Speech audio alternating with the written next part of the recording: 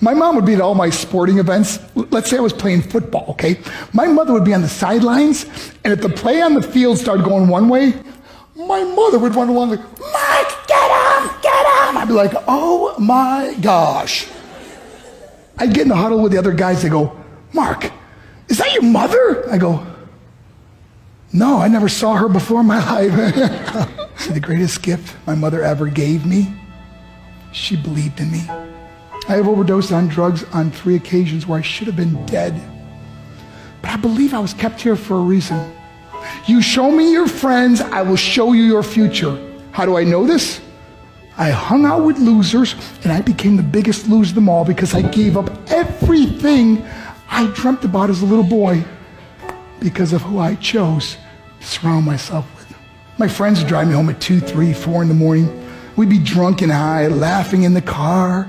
We'd pull up in front of my house in New York. They go, Mark, the light's on. I go, oh man, my mother's up.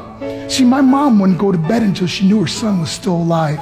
I'd walk in, she'd say, hi Mark, how was your night? I go, it's good, Mom, I'm just gonna go to bed. She goes, can I talk to you for a minute? I go, Mom, I'm tired, I'm just gonna go to bed. She goes, Mark, I haven't seen you all day and all night. Can I please talk to you? I said, man, just leave me alone. You bug me. I'd slam my bedroom door on the one person who believed in me. I was on a worldwide tour and we were wrestling overseas in Japan.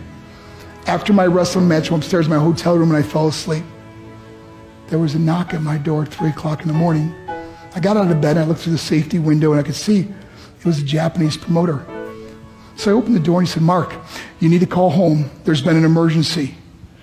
I went and got on the hotel room phone. I called back to the United States. I said, hey, what's going on? They said, Mark, I don't know how to tell you this. I said, just tell me what happened. All of a sudden they started crying. They go, Mark, I can't tell you. I said, just say it. They said, Mark, your mother died. I just threw the phone down. I ran out of my hotel room. I took the elevator to the lobby, and when the doors opened up, I just ran out into the street. I mean, there was no cars, there was no people. It was 3 o'clock in the morning.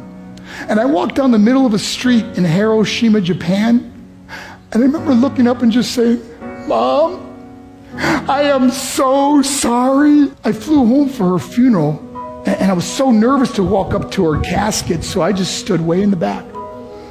And I kept looking from a distance. I kept thinking to myself, Mom, please wake up.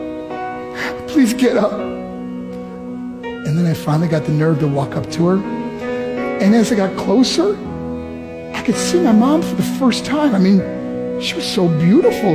She was dressed in white. I mean, she looked like an angel. And I just stood over it. I said, Mom, you are my hero. Everything I am, everything I hope to be was because of you.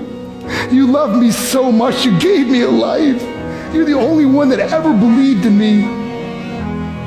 How did I repay her? By getting drunk, by getting high, by getting stupid, by hanging out with losers? For what?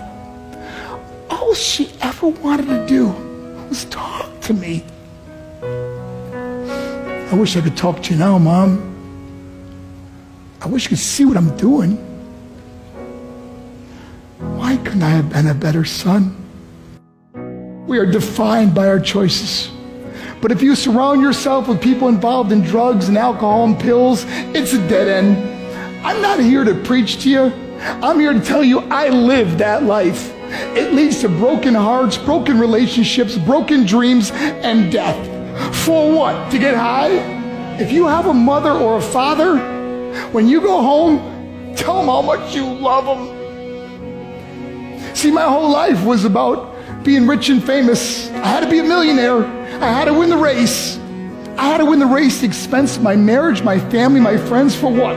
To be all alone in the world? I learned what is truly important, and that is how precious this gift of life is, and our families, and how quickly it can be taken away. See, I no longer live in time. I live in moments. See, it's not what's in your pocket that matters. It's what's in your heart that truly matters. Love Love is just a word until somebody comes along and gives it meaning. You're the meaning.